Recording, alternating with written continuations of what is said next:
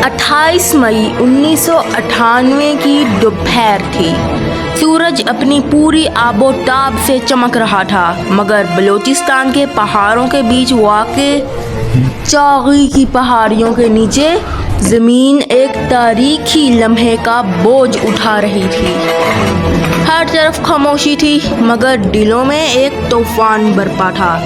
पाकिस्तानी अपनी बका की जंग जीतने के करीब था।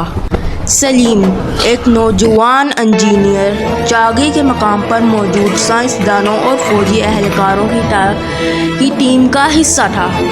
उसकी आंखों में नींद की कमी थी, लेकिन चेहरे पर फ़ख्र और अज़म की झलक थी।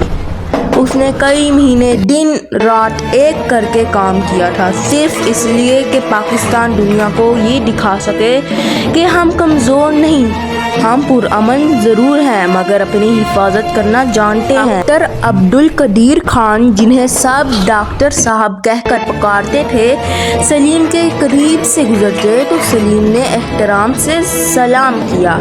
डॉक्टर साहब ने मुस्कुरा कर जवाब दिया और कहा, बेटा, आज का दिन तारीख में सुनहरी अल्फाज में लिखा जाएगा।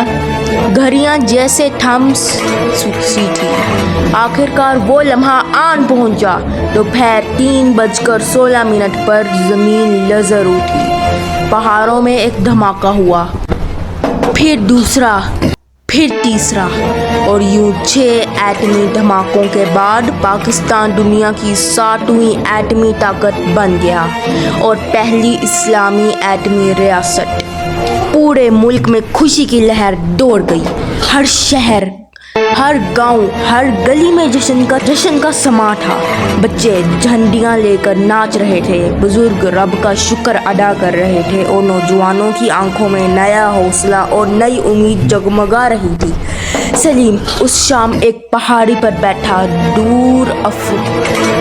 दौरे अफक को देख रहा था। उसके कानों में अभी भी धमाकों की गूंज बाकी थी, मगर दिल में एक अजीब सुकून था। उसने आसमान की तरफ देखा और आहिस्ता से कहा, या अल्लाह, तेरा शुक्र है, आज पाकिस्तान ने दुनिया को बता दिया कि हम जिंदा कौम हैं। यौम तकबीर सिर्फ एक दिन नहीं, ये हमारे अज़म, हमारे मुल्क इत्तेहाद और हमारी खुद मुख्तारी की इलामत है। ये दिन हमें याद दिलाता है कि अगर हम मिलकर मेहनत करें तो कोई ताकत हमसे झुका नहीं सकती।